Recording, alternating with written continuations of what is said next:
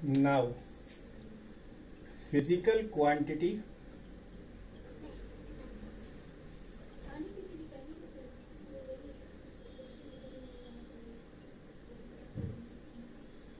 दो टाइप की होती है, एक फंडामेंटल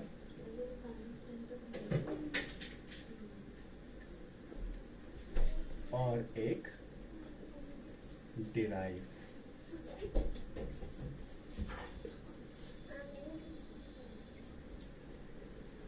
फंडामेंटल और डिराइव फिजिकल क्वांटिटी दो टाइप की होती हैं, फंडामेंटल और डिराइव।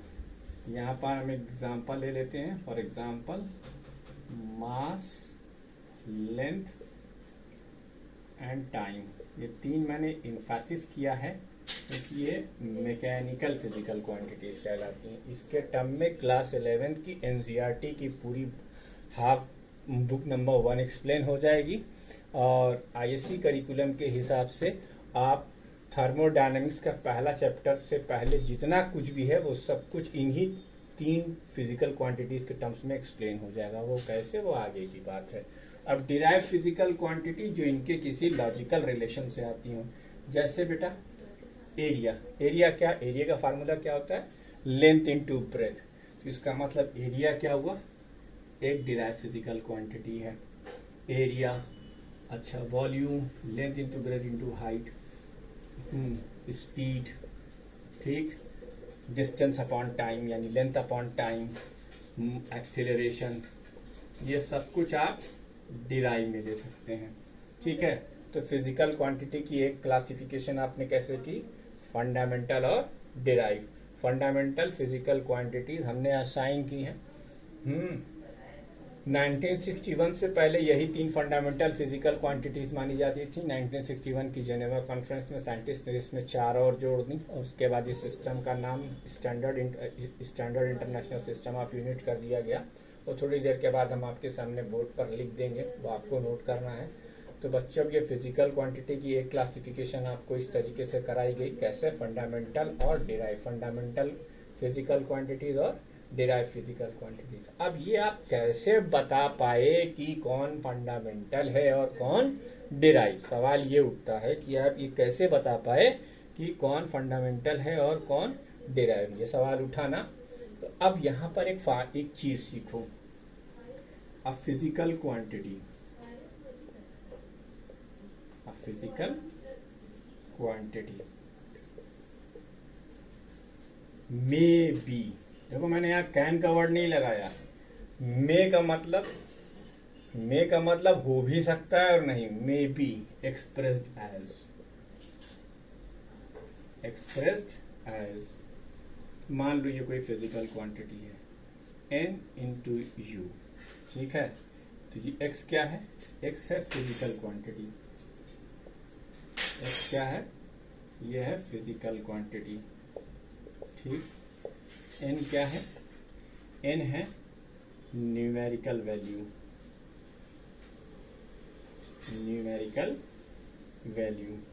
और u क्या है बच्चों? यूनिट, ठीक।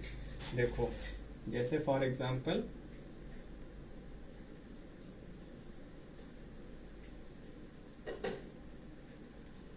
मास ऑफ सिलेंडर मान लेते हैं। आपके घर में जो एलपीजी का सिलेंडर है उसका मास इम्पीटी अगर है तो 14.6 किलोग्राम है, ठीक। देखो बेटा, तो 14 ये मास क्या है? फिजिकल क्वांटिटी है। 14.6 क्या है? न्यूमेरिकल वैल्यू है। और किलोग्राम क्या है? यूनिट है, ठीक है। अब वीडियो को पॉज कीजिए और इसको पूरा नोट कर लीजिए, ठीक है। इसको आप नोट कर लीजिए। उसके बाद अब हम इसकी जो एक चीज है यूनिट, इसको डिफाइन करेंगे। What is a unit? Unit क्या है? तब हम यूनिट बताने के बाद इस स्थिति में होंगे। Now I am in condition that कि हाउ यू कैन जज weather a quantity is a fundamental और डिराइव, ठीक है। यूनिट सबसे पहले तो बच्चों इसको वीडियो को पॉज करना है, पॉज करके आपको नोट कर लेना है। उसके बाद सबसे पहले हम लोग यूनिट डिफाइन करेंगे। What is unit? यूनिट क्या है? यूनिट। यूनिट क्या है? In order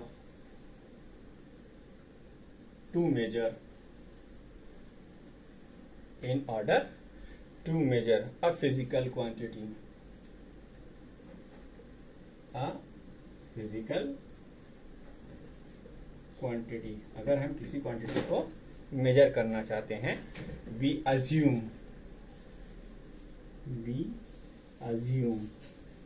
a certain magnitude of this quantity. We assume a certain magnitude of this quantity. We assume a certain magnitude of this quantity as a standard. As a standard.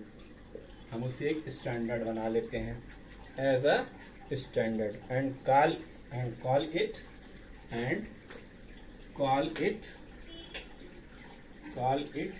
a unit.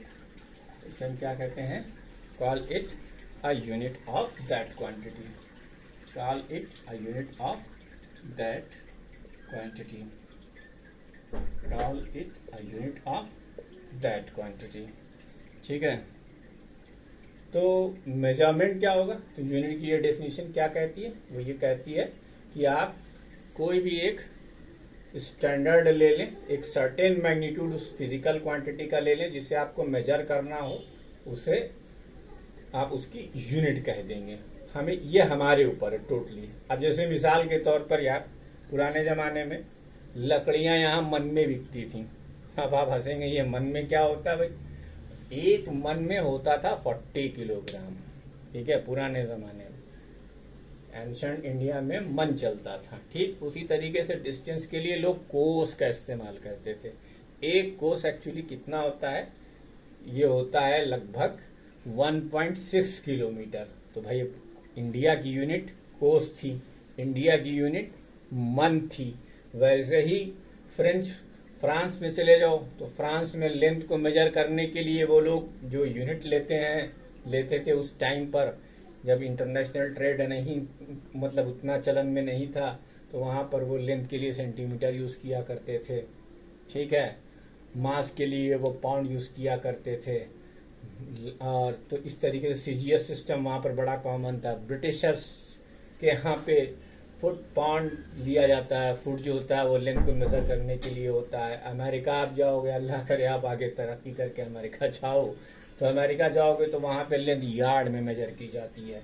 ठीक है, yard में major की जाती है। अब yard क्या है भाई? यार्ड भी एक यूनिट है। तो यूनिट टोटली हमारे ऊपर डिपेंड करती है कि हम एक सर्टेन मैग्नीट्यूड किसी फिजिकल क्वांटिटी का ले लें, कहें भाई अब हम जो भी मेजर करेंगे वो इससे कंपेयर करेंगे। तो मेजरमेंट किसी फिजिकल क्वांटिटी का एक्चुअली क्या होता है? वो होता है कंपैरिजन। क्या होता है? Comparison.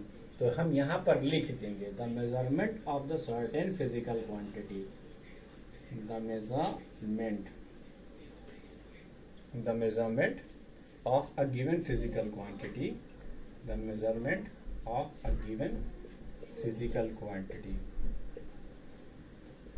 The measurement of a given physical quantity is the measurement of a given physical quantity is in fact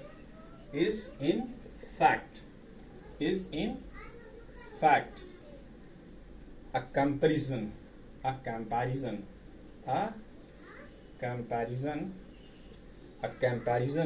of that quantity. Comparison of that quantity with its unit. ठीक, तो मेजरमेंट क्या है? Measurement कुछ भी नहीं, सिर्फ standard assume जो हमने किया था उसके साथ कंपैरिजन होता है। इसको मिसाल के तौर पे समझो, जैसे हमने कहीं लिखा EG 5 किलोग्राम। इसका मतलब क्या हुआ कि मास की यूनिट हमने किलोग्राम मानी है, वो किलोग्राम कितने टाइम्स कंटेन कर रहा है? 5 टाइम्स। तो ये क्या है, एक तरीके का कंपेरिजन। जैसे आपने कहा कि भाई हमारे, अब जैसे आप मार्केट गए, मान लिया आपको आलू खरीदना है, उस बेचारे का 5 किलोग्राम का बाट चोरी हो गया है, लेकिन उसके बाद 1 किलोग्राम का वेट अवेलेबल है, तो क्या करेगा, वो एक पॉलीथीन लेगा, उसमें 1 किलोग्राम आलू तौलेगा, रखेगा, फिर एक और 1 किलोग्राम आलू तौलेगा। इस तरीके से वो 5 बार करेगा कि क्या हो जाएगा, कंपैरिजन हो जाएगा कि नहीं हो जाएगा। हमको कितना आलू चाहिए, 5 किलोग्राम, लेकिन हमारे पास बाट कितना था, केवल 1 किलोग्राम का था, तो हमने उसे 5 टाइम्स मेजर कर लिए, 5 टाइम मेजर कर लिए। इस तरीके से आपको 5 किलोग्राम आलू मिल गया। या और जैसे आप कहें कि train is running with the speed of 72 kilometre per hour, ये क्या है, ये भी कंपैरिजन है, ये स्पीड है, ठीक है भाई, 72 किलोमीटर पर आवर। तो मेजरमेंट बेसिकली क्या होता है, ये कंपैरिजन होता है। मेजरमेंट बेसिकली क्या होता है, कंपैरिजन होता है कि हमने एक दी हुई फिजिकल क्वांटिटी की एक सर्टेन अमाउंट को यूनिट बना ली, अब उस यूनिट के कंपैरिजन में वो फिजिकल क्वांटिटी कितना कंटेन कर रही है, इस बात को हम मेजरमेंट कहेंगे। तो unit is what, unit is the certain magnitude of a particular physical quantity, जिसको कि हम स्टैंडर्ड बनाते हैं कि भाई अब हम जो भी मेजरमेंट करेंगे वो इसी के रिफरेंस में करेंगे, इतने किलोग्राम, इतने किलोमीटर पर आवर, या इतने मीटर स्क्वायर एरिया, या इतने न्यूटन का फोर्स। तो ये सब क्या है, ये सब बेसिक, न्यूटन हुआ, किलोमीटर पर आवर हुआ, किलोग्राम हुआ, या कोई भी जो ऐसा टर्म लिखा हुआ होता है, ये यूनिट का टर्म, ये आपका क्या है, स्टैंडर्ड है, जिसे आप यूनिट बोलते हो, उससे कंपेयर किया गया है और कुछ भी नहीं। ठीक है, तो ये था साहब यूनिट। ठीक, न्यूमेरिकल वैल्यू भी आपके समझ में आ गई। तो बच्चों जैसे यूनिट, जैसे फिजिकल क्वांटिटी की 2 पार्ट होती हैं, वैसे ही हम उनकी यूनिट भी 2 पार्ट में डिवाइड कर देंगे। यूनिट भी 2 पार्ट में हम डिवाइड कर देंगे। एक को हम कह देंगे फंडामेंटल, और एक को हम क्या कहेंगे, डिराइव्ड। ठीक, एक को हम कहेंगे फंडामेंटल और एक को हम कहेंगे डिराइव। तो हमारे पास यूनिट भी 2 टाइप की हो गई। जैसे हमारे पास फिजिकल क्वांटिटी 2 टाइप की थी, एक फंडामेंटल और एक डिराइव, वैसे ही हमारे पास यूनिट भी 2 टाइप की हो जाएंगी, एक फंडामेंटल और एक डिराइव। अब फंडामेंटल यूनिट किसकी होंगी, फंडामेंटल फिजिकल क्वांटिटी की। डिराइव यूनिट किसकी होंगी, डिराइव फिजिकल क्वांटिटी की। तो फंडामेंटल की पहचान क्या है, अब जैसे तुम कपड़ा खरीदने जाते हो, तो कपड़ा खरीदते समय तुम ये नहीं कहते हो कि मुझे 5 किलो कपड़ा चाहिए, या तुम आलू खरीदने जाते हो हैं, तो तुम कभी ये नहीं कहते हो कि मुझे 5 मीटर लंबा आलू चाहिए आए, क्योंकि आप आलू को जब भी खरीदोगे मास के टर्म्स में खरीदोगे, ठीक है, और कपड़े को जब भी आप खरीदोगे लेंथ के टर्म्स में खरीदोगे। समझाना मैं ये चाह रहा हूँ कि लेंथ को आप मास के टर्म्स में नहीं मेजर कर सकते और मास को आप लेंथ के टर्म्स में मेजर नहीं कर सकते। इसी कोशिश में साइंटिस्ट जुटे हुए हैं कि अगर हम इंटर डायमेंशन ट्रैवलिंग करना शुरू कर दें, यहीं से कॉन्सेप्ट उठता है बेटा कि क्या हम टाइम के टर्म्स में लेंथ को ट्रैवल कर सकते हैं। जिस दिन ये पॉसिबल हो गया हम टाइम मशीन बना लेंगे और फ्यूचर देख ले जाएंगे और पास्ट भी देख ले जाएंगे। तो ये इंटर डायमेंशन ट्रैवलिंग है, ठीक है। तो ये आप फंडामेंटल फिजिकल क्वांटिटी की पहचान कैसे होगी कि उसकी यूनिट के टर्म्स में आप दूसरी फंडामेंटल फिजिकल क्वांटिटी को नहीं मेजर कर सकते। तो इसकी यूनिट, इसकी डेफिनेशन क्या होगी, a unit which is not able to measure any other fundamental quantity, any other fundamental physical quantity। Fundamental लिखना जरूरी है, फंडामेंटल फिजिकल क्वांटिटी।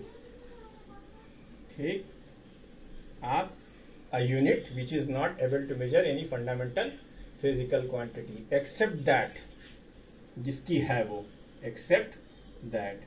ठीक है भैया, देखो बार बार एक बात कह रहे हैं, ये सब हमारा अपना तरीका है, कोई इसे गलत सही करने की कोशिश ना करिए, सब आपको समझ लेना है, ठीक है। तो ये आप, it's my own way to explain physics. जो मैंने अपने करियर के दौरान बहुत सारी दिक्कतों का सामना किया, किताबों में देखा, बहुत क्लियर कट डेफिनेशंस नहीं है, तो मैंने कुछ अपनी तरफ से कोशिश की है बनाने की। उम्मीद करता हूँ आप सब लोगों को मेरे ये लेक्चर्स पसंद आएंगे। तो ये फंडामेंटल फिजिकल क्वांटिटी की डेफिनेशन हो गई, फंडामेंटल यूनिट्स की डेफिनेशन हो गई। अब डिराइव यूनिट्स क्या होती हैं? Which are define logically. देखो लॉजिक होना चाहिए, बिना लॉजिक के आप कोई डिराइव फिजिकल क्वांटिटी नहीं ले सकते, है ना। It's defined with the help of fundamental, with the help of, मैं मुंह से बोल रहा हूं, साफ अगर नहीं समझ में आ रहा है तो it is defined with the help of, it is defined, लिख लीजिएगा, it is defined with the help of fundamental physical quantity logically.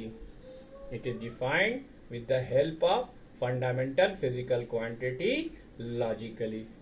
फिर से सुन लीजिए, यूनिट की दो क्लासिफिकेशन, एक फंडामेंटल एक डिराइव। फंडामेंटल कौन? जो एक की यूनिट से दूसरे को ना मेजर कर पाओ, लेकिन वो क्वांटिटी फंडामेंटल होनी चाहिए। डिराइव क्या होती है? Derive quantities fundamental physical quantities के लॉजिकल रिलेशन से बनती हैं। जैसे ये देखो, अब ऊपर क्या है? तुम्हारी लेंथ है और नीचे क्या है? टाइम है। तो लेंथ अपॉन टाइम तुमने लिया तो तुम्हें एक डिराइव फिजिकल क्वांटिटी मिली जिसे तुम स्पीड कहते हो। क्या कहते हो? स्पीड कहते हो। तो ये तरीका हुआ डिफाइन करने का, ठीक है। तो अब हमने क्या क्या सीख लिया? हमने यूनिट सीख ली और हमने फिजिकल क्वांटिटी सीख ली, ठीक है। यहीं से हम थोड़ा सा डाइवर्ट करेंगे और अब आपको आपकी मुलाकात कराएंगे उन तमाम फिजिकल क्वांटिटीज से जो आपको क्लास 11th में आने वाली हैं। आपके साथ उनसे आप बार बार रूबरू होंगे। किस किस तरीके से, ये हम आपको बताते हैं। वीडियो को पॉज कीजिए और आप इस पूरे उसको नोट कीजिए।